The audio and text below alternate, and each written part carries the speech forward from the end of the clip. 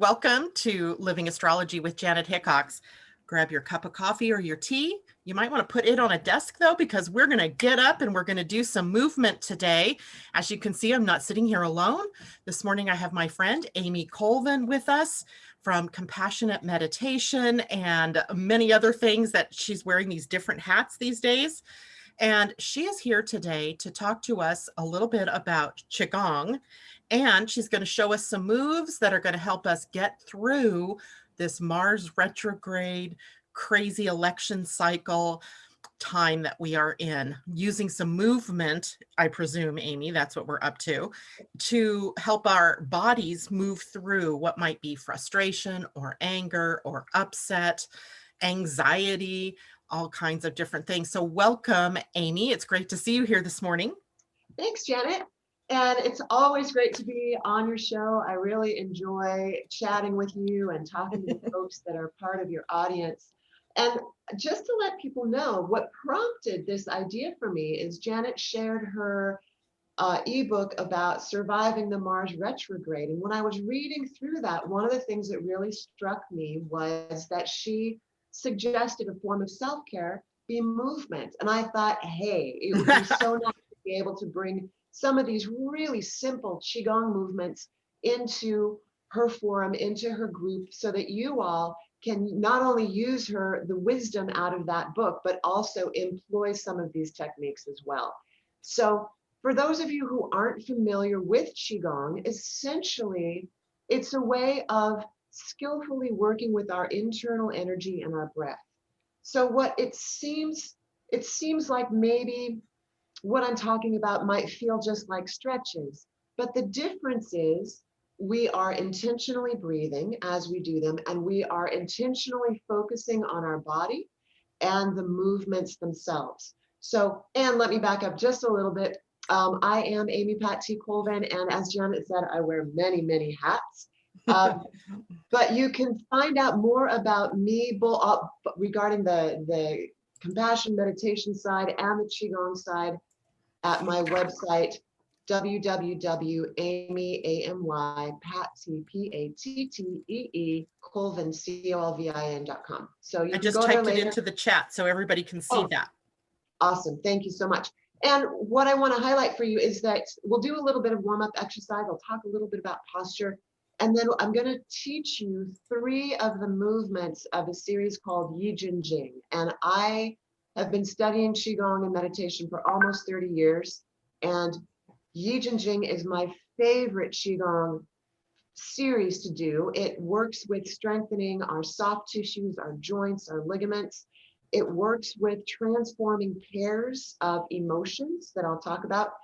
And it's all around a fantastic series. And I have an online course. If anybody wants to buy that, they're welcome to.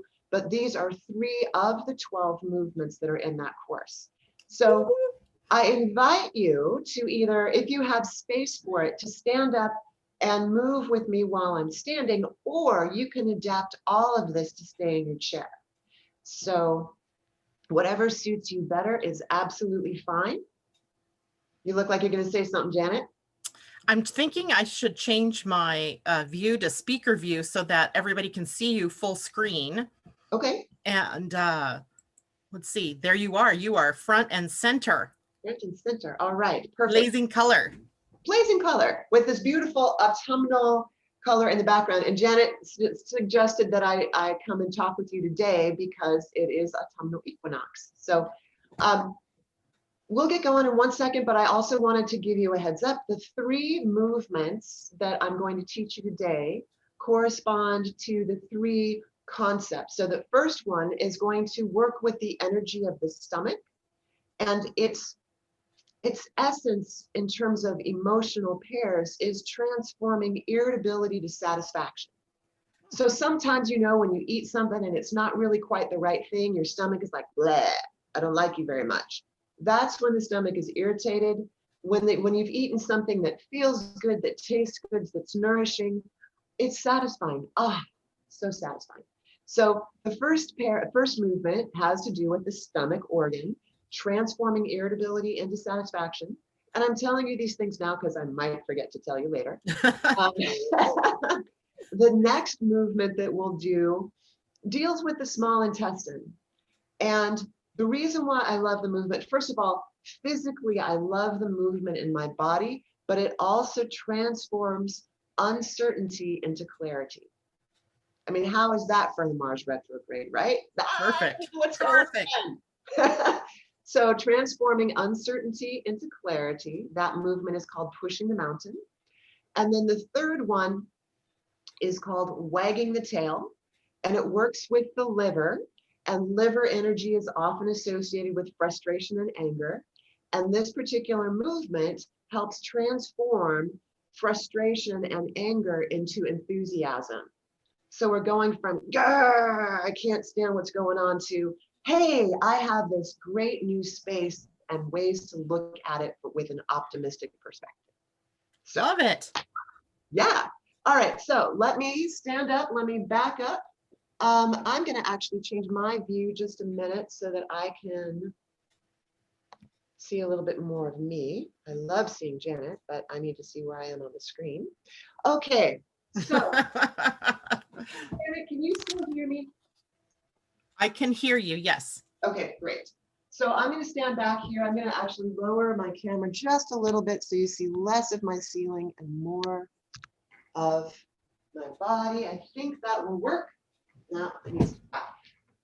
Okay, so first thing I want us to do is just stand here with your, or sit, either way, toes pointing straight ahead, hip width apart.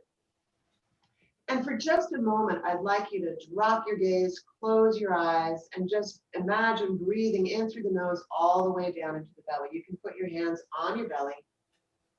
And as you breathe in, see if you can feel your belly expanding into your hands. And as you breathe out, imagine your belly moving towards your spine. So inhaling in, belly pushes forward, exhaling.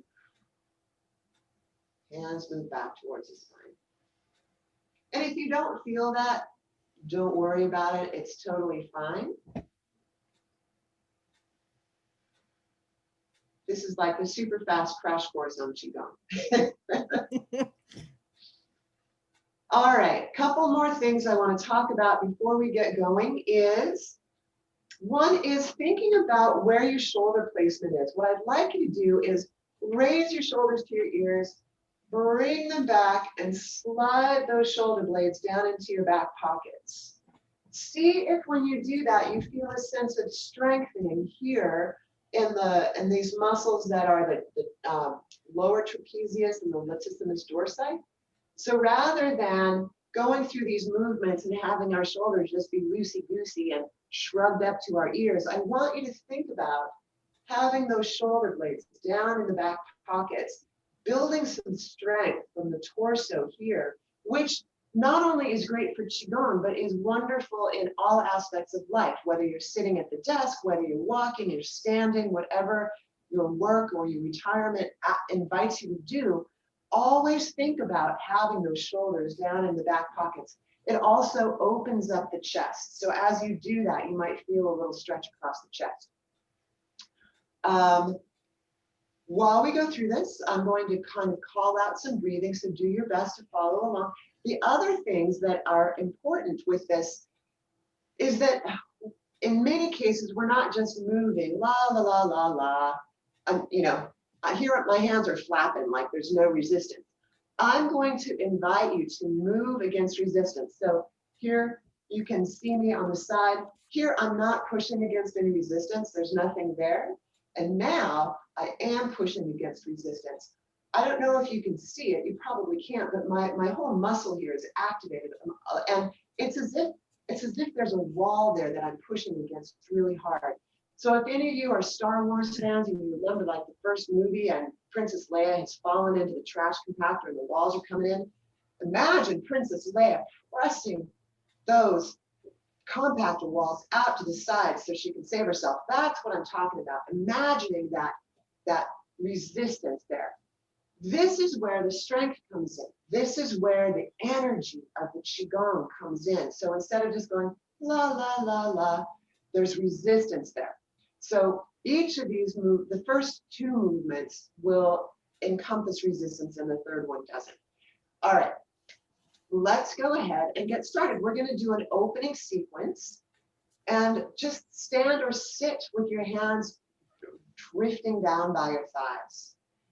And we're going to inhale, bringing our arms up, collecting the energy of the earth underneath our hands.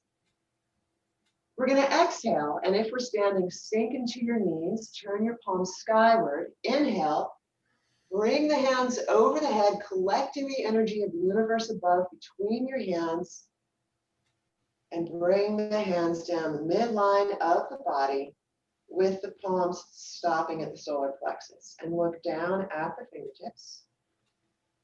We're just going to breathe there for a moment. Then we're going to bring the hands up, over and back down. And that movement is going to be the transition between each of these three movements I'll teach you. So the first movement, again, working with the stomach. What I want you to do is bring your hands gently up. We're going to sink into the knees. We're going to turn our hands over on top of our head. So if you can, bring your elbows to be in alignment with the torso. For people like myself that work on the computer all the time, I'm a little foreshortened in front, but I want you to try to open that up. And then what we're going to do is we're going to press against resistance up to the sky. And then we're going to sink back down, bend our knees, draw our hands back down. And we're going to press up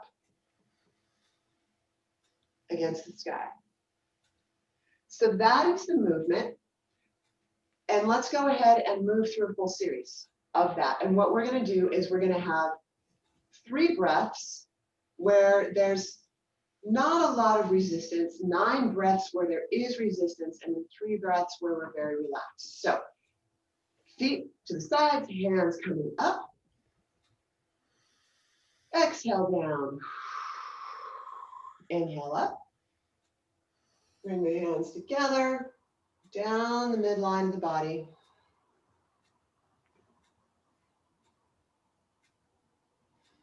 Bring the hands up, over and down. Bring the hands up, coming up to this position. Sink into the knees. And then we're going to, without resistance, press up, straightening the knees. So we're extending the whole body, raising the chin up. Exhale, everything condenses back in. Second breath, inhaling up, exhaling down. Up. And down. And now we're going to put some resistance in there. So we're going to push against resistance, and actually we're exhaling here. Exhale, inhale, collapse back down. Exhale. Inhale. Exhale. You can make that resistance as strong or light as you want. If you really want a good workout, push, push, push as hard as you can against that resistance. 4 more.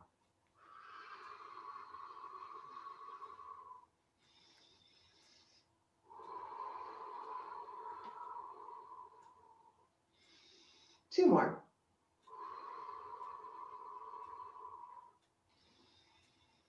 Last one. And let everything sink back down and just take 3 fully relaxed breaths here. And bring the hands down in front of the solar plexus. Straighten the knees, look down at the hands. Bringing that movement to a close. I don't know about you guys, but I can already feel that in my arms. Yeah, my shoulders. Yeah, you feel it? Yep. All right. So then the next movement is called pushing the mountain, and it's the one that transforms uncertainty into clarity. And I'll walk you through it first, and then we'll do it. And in this case, rather than being 3 parts like that first movement was, we're just going to do nine flows of the series. So the series goes like this. We're going to draw our hands up the midline. Not a lot of energy there. We're going to sink into our knees, turn our palms forward and press against resistance here. We're going to bring our palms together. We're going to straighten our knees, bring our hands over the head, and bring the hands back down. So that is the entire flow. We'll go through it one more time. Draw the hands up, sink into the knees and press forward. Palms together, straightening the knees, raising the hands, full extension, bringing the hands down. So again, we're working with the small intestine energy. We're transforming uncertainty into clarity. So let's do this 9 times and inhale up, sink into the knees and press against resistance. Palms together, inhale up, gentle inhale, gentle exhale. So the only resistance is on that push forward. Inhale up. Exhale, push. Oh, it's so hard. I'm pushing against that wall as hard as I can. Palms together. Inhale up. Exhale down. Up. Push against resistance. Inhale up. You can look up as you do this if you'd like. Exhale down. Inhale up. Exhale. Keeping those shoulders down in those back pockets. Up. And down. Up. Push.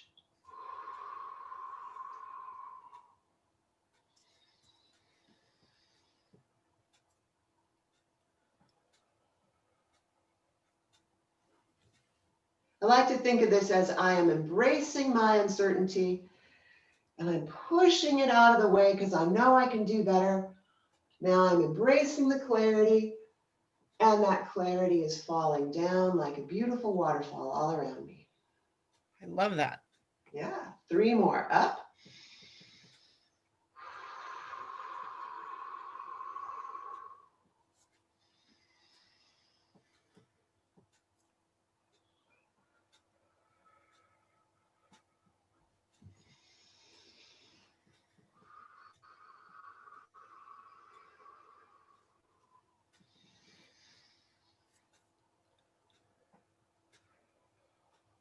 Last one.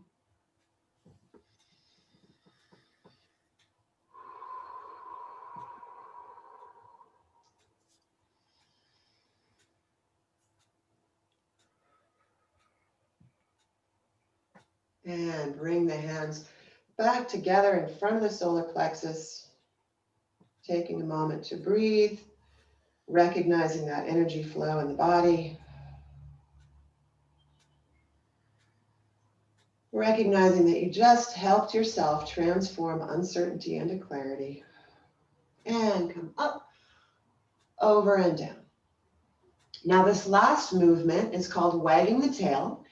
And it seems it's like a simple stretch and it'll be interesting to see how one modifies it while in the chair. But the essence of the exercise is we're going to gather that energy up to the front of the chest. Our fingers are interlaced, pressing straight forward.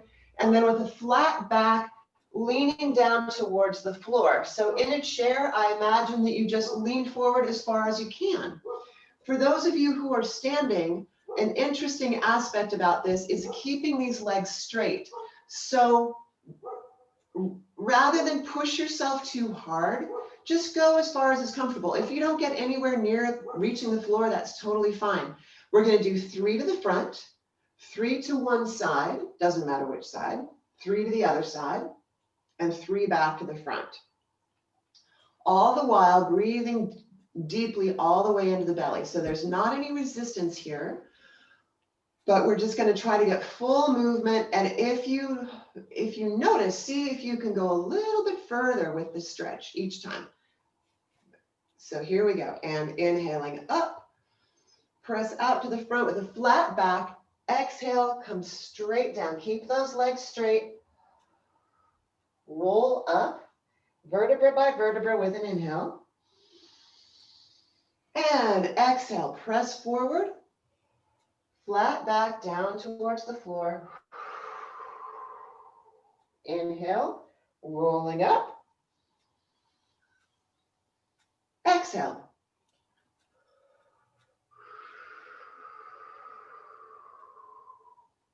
Roll up. Rotate to one side.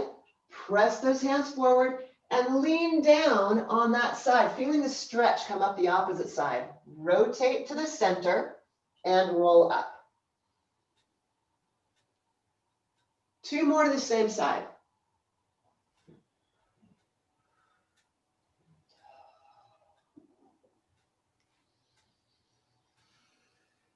Again, we're transforming frustration and anger into enthusiasm.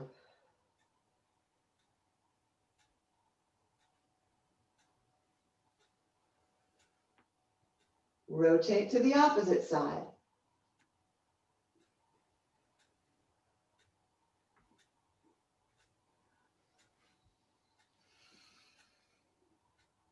Two more to that same side.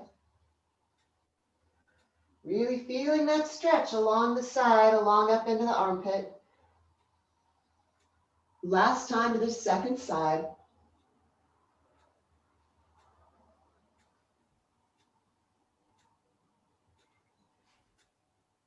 Rolling up, three more to the center.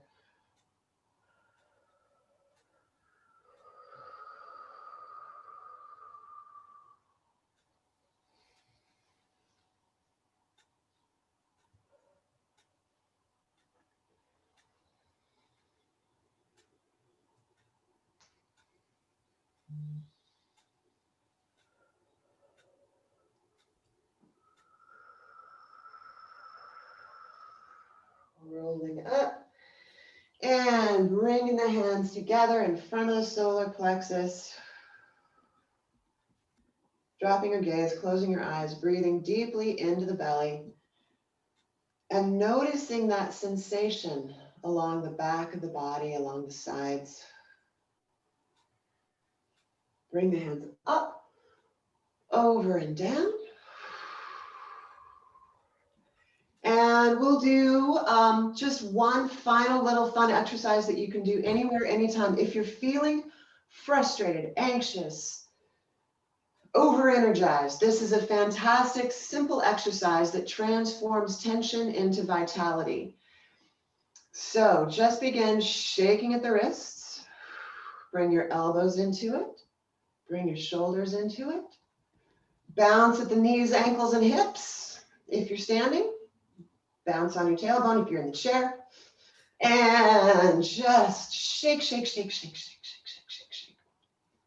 Breathing deeply. You'll see little kids doing this because it's fun.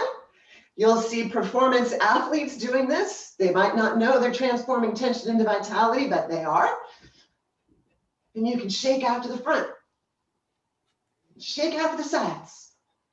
If you really are being playful, you can make some noise. Just like the little kids playing on trampoline.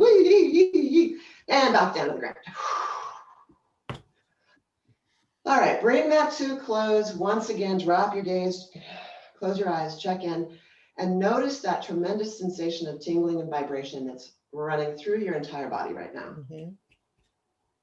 So there we have it. I'll come back forward. If anybody has any quick questions, drop them into the chat. Janet can ask me. That was great, Amy. It was great.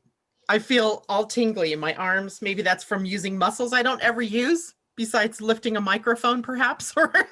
Well, it's a combination of using the muscles, and you have just moved energy through the body. A lot of that tingling is from energy movement. Yeah. I mean, if you went to the gym and you pumped iron, you would feel strong, you would feel fatigued, but you wouldn't go, wow, I'm all tingly.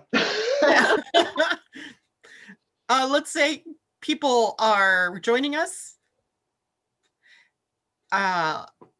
Good morning, J-Lo and Tati and Monique and Asa. Nice to see you. Pauline says she forgot that there was a guest. Sylvester says, Grand Rising, lovely people. I'm ready to move and groove. Awesome. Then I've posted Amy's link to her website also in the chat this morning. And Mimi, good morning. Pauline says, is this Taoist origin? Is it my ancestral heritage Tai Chi or after Qi Gong? I'm not sure if there's a difference there. Can you answer that, Amy? Did you hear what I said? Yeah, it's definitely Taoist in origin. And it is a specific flow called Yi Jin Jing. And is it Qigong? Yes. From my perspective, all movement that is breath and body focused with intention is Qigong. So Tai Chi is a subset of this umbrella of Qigong. So this happens to be a form. There are thousands and thousands of different forms of Qigong. There's thousands of different forms of Tai Chi. And my meditation style, the tradition in which I've been practicing for 30 years, one of the really fun things that I love about it is that my teacher has taught us, and I teach my students, how to connect to that internal energy and just begin to move innately, allowing our energy to flow where our body needs it to go. So it's Qigong without a form. And that is unusual for Tai Chi. Tai Chi almost always has a form. Sometimes Qigong has form, sometimes it's formless. But ultimately, yes, it is Taoist in origin. I wonder, I love those moves because it really did feel like there was tension releasing. And this isn't a particularly tension-filled moment, but for many people, as the day goes on, the tension builds or the upset builds. And so you can literally just stop wherever you are. I can imagine doing this in the grocery store, but you could stop wherever you are and even just do the hand wiggle and the, the arm movements or the breathing that can help to relieve whatever tension it is that you're feeling. Absolutely. And, so you can do this in the car, like after you get out of the grocery store, before you go into the grocery store, anywhere. But another really useful tool that you can use if you're standing in the grocery line, just waiting because you know that you have to wait for a little bit, is you can drop your gaze. You don't even have to close your eyes and just breathe deeply in for a count of 4, pause for a count of 4, exhale for 4, pause for 4. And that is a really nice way just to create a slowing down of momentum, a slowing down of the thoughts, because if you are intentionally focusing on breathing and or focusing on counting, you can't be doing other things in your brain. So and that itself is also a form of Qigong, intentional focus on breath and energy. So you can do that one in the grocery line and no one will know. No one will know. Even if they hear you breathing behind them, they won't have a clue. That's right. That's right. Perfect. Amy, thank you so much for coming on here this morning and sharing with us. I want to tell people about your website one more time, because you also have a guide, don't you, for compassionate meditation, or what was that this morning? I just saw that. Yeah, it's a 7 tips for cultivating compassion. They're all tips that I've used in my life. That breathing exercise is one of them. I think the shaking exercise might be one of them, but it's a handful of really wonderful, easy to do things to help you cultivate peace of mind in your life, no matter where you are. And you can have access to that if you drop your email into the website. And also, I teach classes in person and online, but less in person these days. But the other thing that I do is I lead international spiritual tours. And one of the most fun things about those tours is that every single day we get up and we're doing Qigong. Every single day we're doing some sort of meditation, all while we're exploring beautiful sacred sites around the world. I want to go one of these days as soon as we can travel once more. That's right. As soon as other countries will allow us from the USA in. Well, thank you again, Amy. It's been a pleasure. You're welcome to stick with us or go on your merry way, but we really sincerely appreciate your taking the time to show us these steps to help us get through what is likely going to be a crazy fall. You're absolutely welcome, and thanks for hosting me today. And I think that I will step on out. So I'm going to click the leave button, and I'm assuming that's not going to cut you off. No, it will not. If it does, I'll be back. That's right. Okay, everybody, thanks for tuning in this morning. Enjoy the rest of your time with Janet, and we'll see you down the road. Bye-bye. All right. Thank you, Amy. Take You're care. welcome. You too. All right. Well, wasn't that fabulous? I love Amy. And when we were doing the Mars retrograde ebook, she suggested that she come on and do this. So I'm really glad that she did. And it was great to have her with us this morning. So everyone, welcome to Living Astrology, the astrology part of the day. Happy equinox to all of you, whether you are in the Northern Hemisphere and it's autumn equinox, or if you are in the Southern Hemisphere and it is now the spring equinox.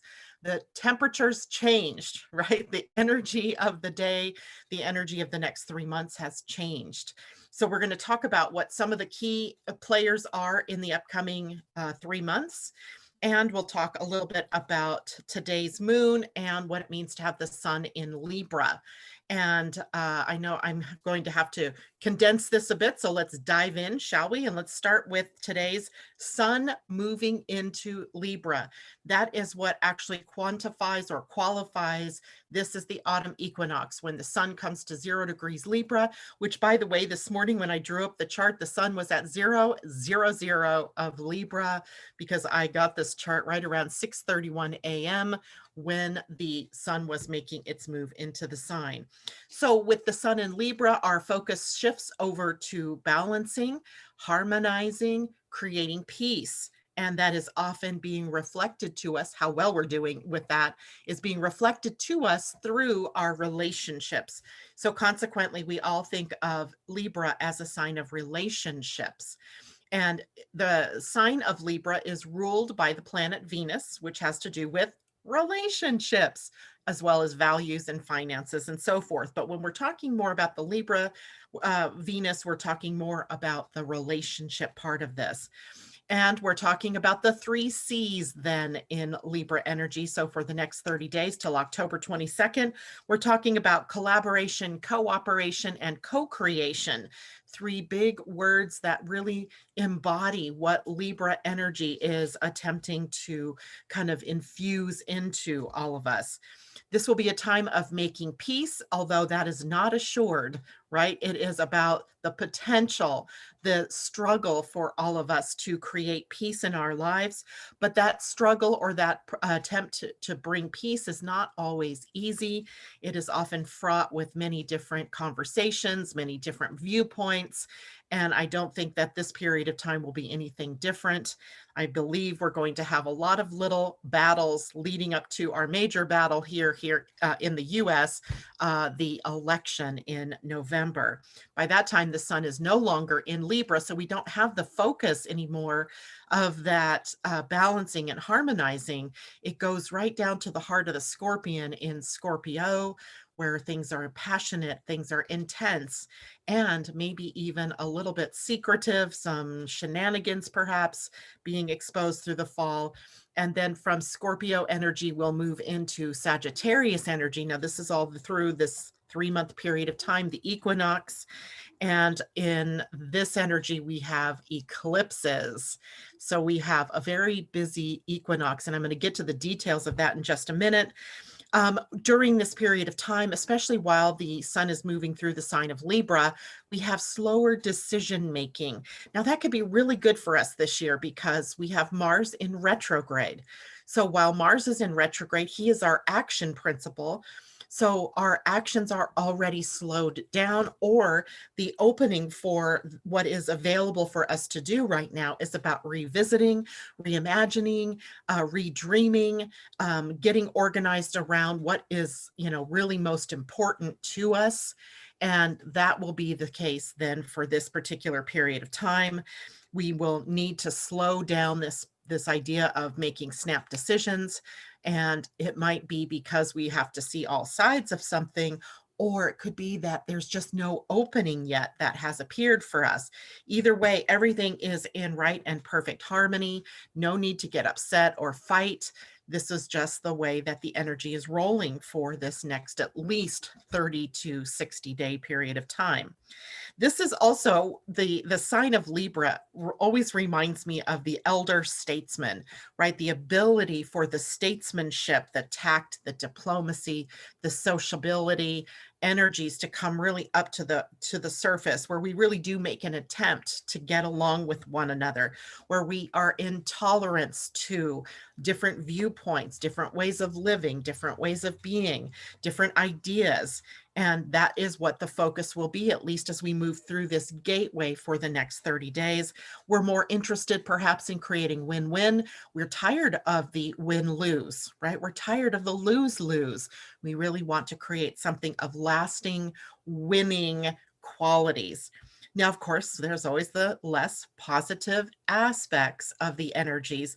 One of those is when Libra is out of balance, they tend to be on the self-serving side.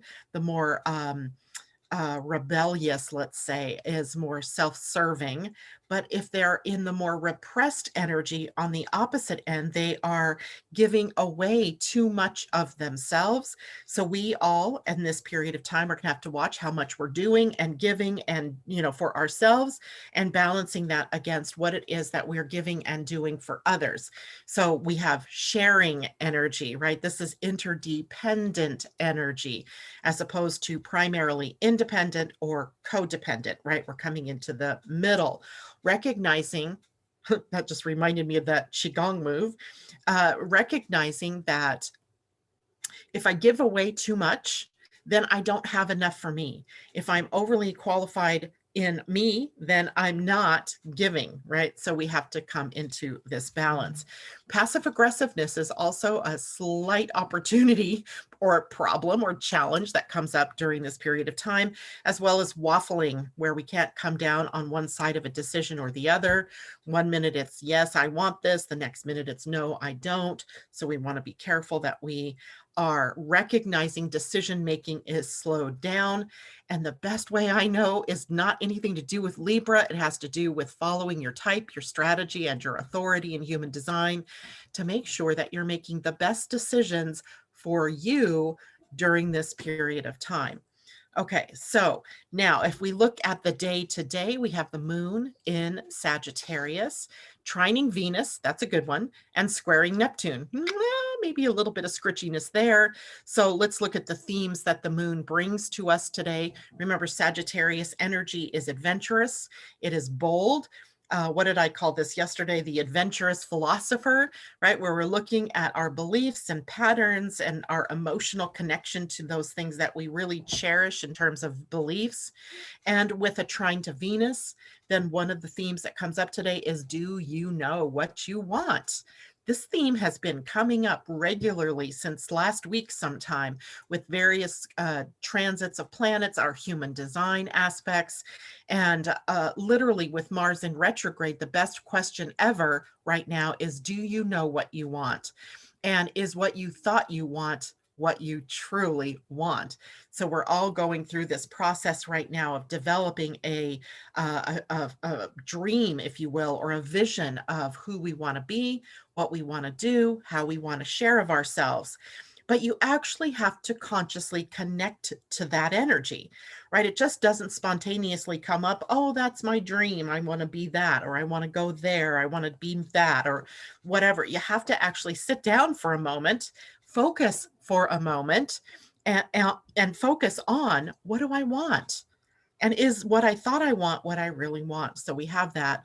And opportunities then can be magically attracted to you during this period of time when you get clarity around your dream or your desires, right? That's the important thing for us to know, especially with the trine to Venus, which makes things ease and flow, right? There's ease and there's flow.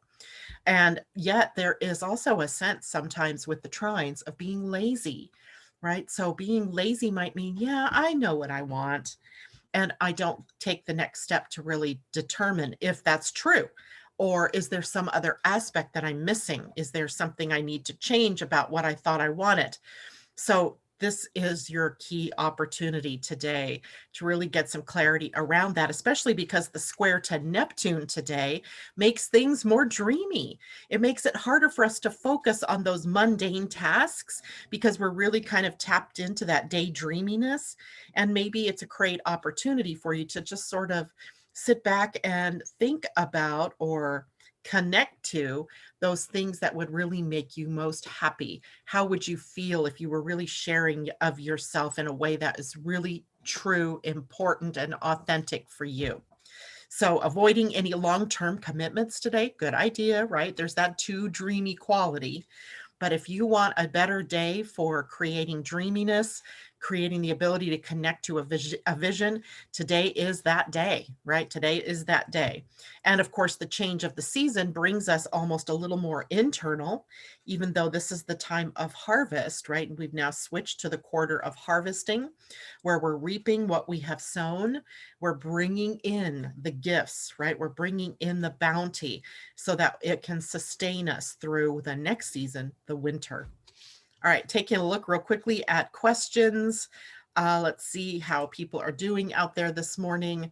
So, Sylvester, he loves that. I love it. Jessica Brooks, good morning. And Pauline says, does Qigong precede? I don't know. I'm sorry, I didn't see that question before Amy left us. JLo said, I had a weird knot feeling in my spine for a few days, and it is not there. Woohoo! I'm going to pass that on to Amy. She would love to hear that one, JLo. And Pauline says, it looks like sacred geometry combined with stretching. Ooh, yes. But it's designed, Pauline, to move energy, right? That's what these moves are all about. And of course, that helps us when we're frustrated or angry or upset. We can move that energy on out. And Pauline or JLo says, yes, Pauline, I was thinking that I found an article about the Venus star point movement. Ooh, I got to talk to you about that, JLo. I don't know what that means. And JLo, please take a moment, she says, to click the thumbs up button.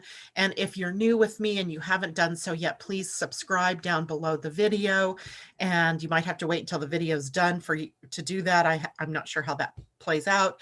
Also, if you want to get notified when I do come on air live, click on the little bell so that you can get notifications.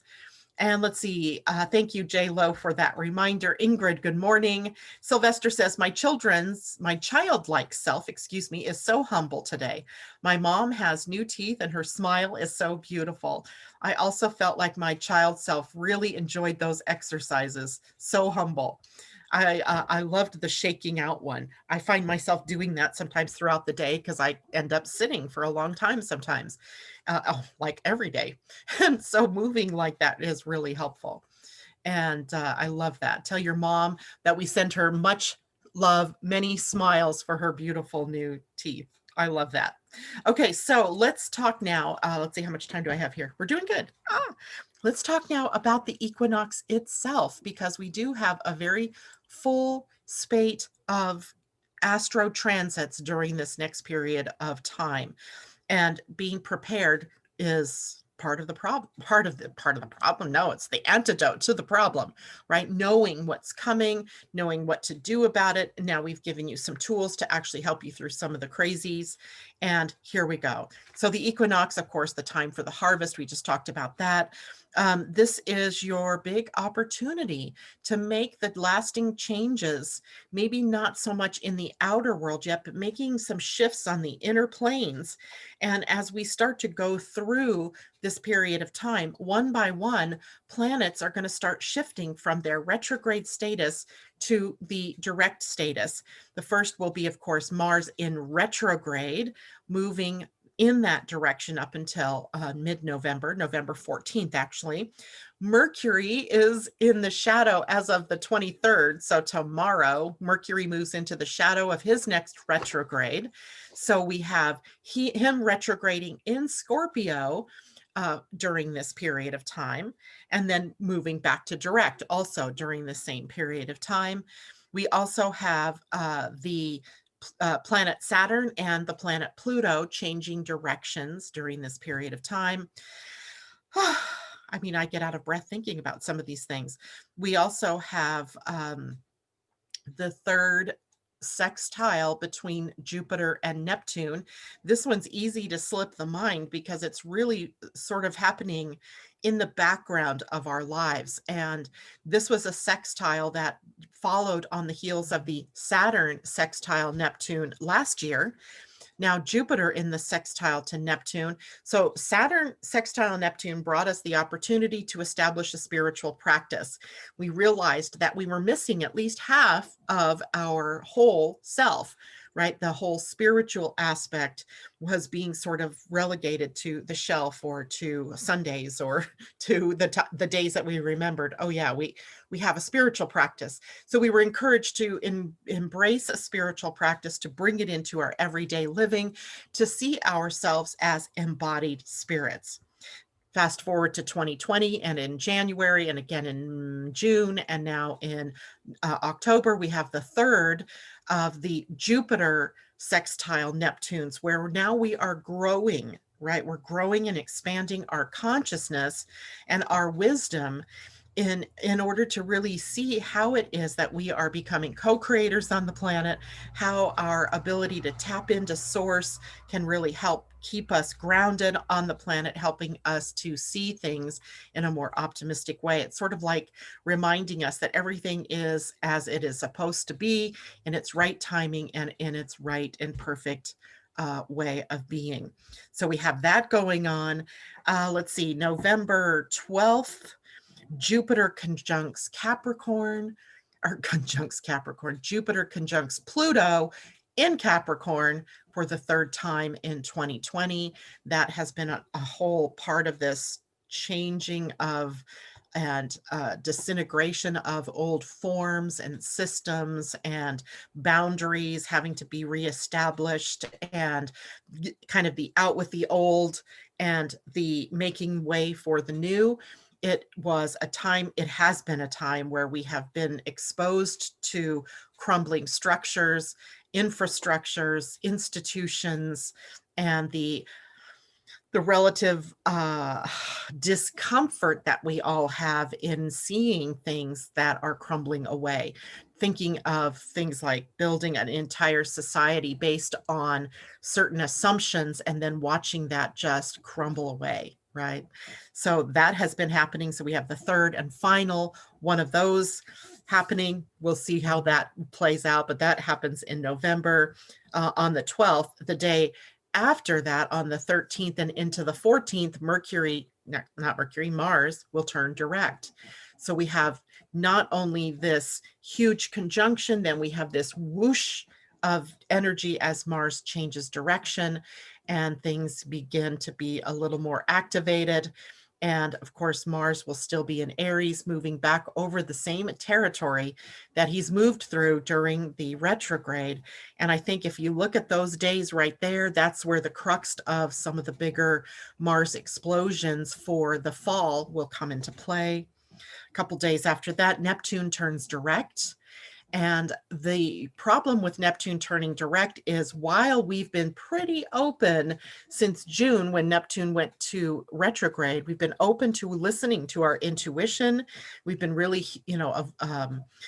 able to really hear the voice of spirit more powerfully than maybe other times.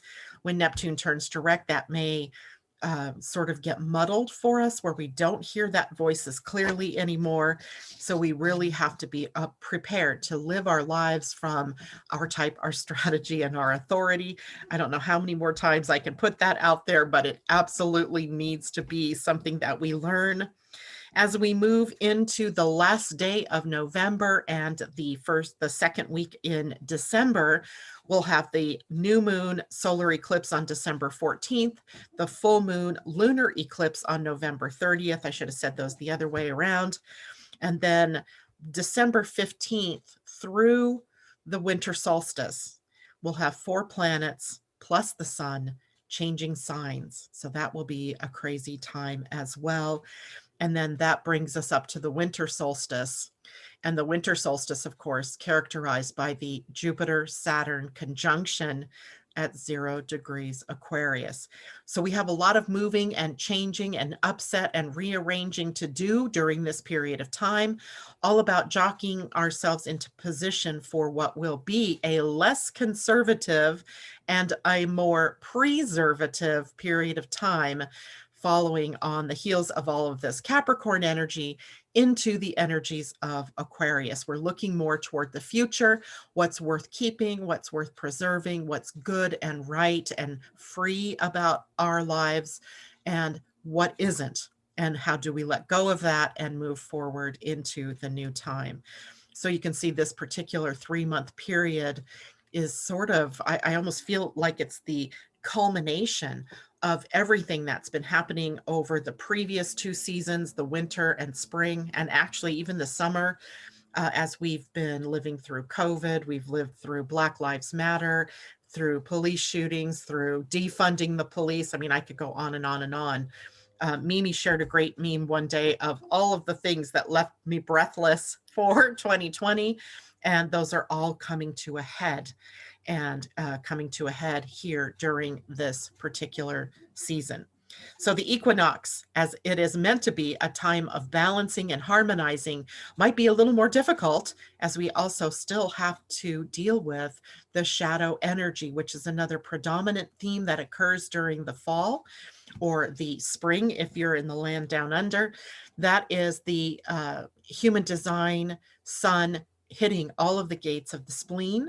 And the gates of the spleen, they double as paralysis points, as fear points, for us to be able to look at those shadows and to be able to understand, where are we still living in that shadow.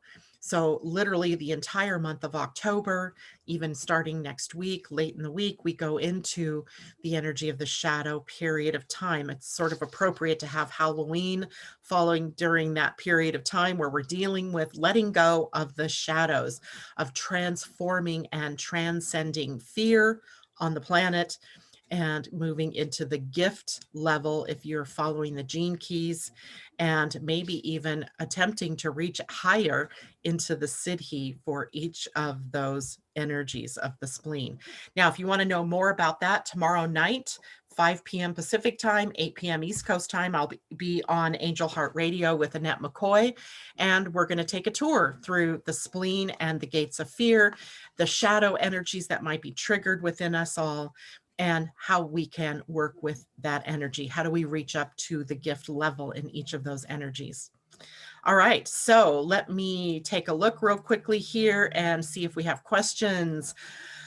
Pauline, yes, when video over, that is when thumbs up come on. Ah, nice. Then share to myself messenger to rewatch. I love that. Thank you, Pauline. And J-Lo says, weird, not weird. I always see what we have to see. The positive may be my mom is on the other side to help me, as her birthday is on September 30th. Nice. When all this goes on, and being a Libra moon as well. Also, the next 2 new moons are super moons, where the moon is within 90% of the closest approach it makes to the Earth during that period of time. So we have more empowered beginnings because of the supermoon status of that particular moon. And Jessica says, my birthday's November 13th. Well, there you have it. Mars turns direct, likely on your birthday. So that will probably imbue you with a certain amount of energy for the whole of your next year. It might be a good time for you to have a solar return reading to see how that might play out. Sylvester, my spleen is defined. I'm a projector. The spleen center defined and the root center defined. So something must connect the root to the spleen. What channel might that be? When you have a defined spleen, you are actually broadcasting the potential for expression of fear through those channels or through those gates of the spleen. So likely you're also broadcasting health issues or healthiness. You're also broadcasting intuition or the inability to tap into your intuition. So the defined spleen has access to time, intuition, health, but also to the opposite of all of that, which would be not health, not intuition, and also issues around time and timing. And as far as the fears go, whatever those gates are that are defined are the ones that are broadcasting outward from you. Then people who have the open spleen are, during this period of time, each of those new gates that the sun will be sitting at is triggering the potential expression for that fear. or in that paralysis, the inability to move on because of fear or the shadow. So knowing what you have defined in the spleen versus what you have open is always a good idea, because then when you suddenly have a fear or you're freezing up, you can realize, whoa, that is just the sun moving through here. It is focusing my attention on where I might still have some shadows of or fears that I need to work through, releasing them and so forth. Jessica, what info do you need to understand the spleen info for your radio conversation? You will just need to have your birth date, birth time, and birthplace so that I can take a look at your human design chart, and we can take a look at the spleen, get an idea of what might be triggered for you over the next month or so. Pauline says, sounds like perfect time for my private reading. My birthday is 2 days from the winter solstice transit and solar return, right? Those of you who have birthdays during this particular season, so that would be the Libras, the Scorpios, and the Sagittarians. This is a pretty critical time of the year, and likely a critical time in your own lives. So definitely, if you've ever been inclined to get a reading, a transit reading, a solar return reading, a human design reading, any one of those types of readings can be very helpful for you during this period of time and get you kind of positioned for moving ahead into 2021. All right. So I have 3 Scorpio daughters, Jessica, and 1 grandson. I was stuck in the zodiac wheel. 3 Leo daughters. I feel like that's what happened to my own daughter with her 4 Scorpio children. She's had 2 Taurus relationships that have blown up, and she herself is a Sagittarian. So it's just kind of funny that she's got this fixed energy around her, and she's more of a fire, right? She's fire getting going. Pauline, the other show on Wednesday too, and that will, so the first show is 5:00 p.m. my time, so Pacific time. That will be 8:00 for those of you on the East Coast. Now, I still have to confirm with Anea. I haven't heard from her yet this week to make sure we're still on tomorrow night. I will put that in the chat or the Facebook page. The timing for that would be at 6:30 p.m. my time, 9:30 p.m. for those of you on the East Coast. I know that'll be pretty late, but the show is recorded and you can see both of those broadcasts live on the Angel Heart Radio Facebook page. So it's just like broadcasting directly to the Facebook page. And there we can see you can see my chart, my screen. So if you decide that you would like a mini reading during that time, you can have that at least through Annette's show, where we can take a look at the spleen and see what the gates of the spleen are that are defined for each of you. All right, so that is it for me today. It was like a full hour, and I'm feeling rather energized from having done some of the Qi Gong exercises. Thank you again to Amy for bringing that to us this morning and sharing that with us. Look forward to seeing you all tomorrow. Tomorrow's Wednesday, so we are going to be talking about the next house in our series, and the house tomorrow will be the 5th house. Joy, play, creativity, fun, children, childlike enthusiasm. Did I say love and romance? It's also part of that house. All right, guys, see you tomorrow. Take care now.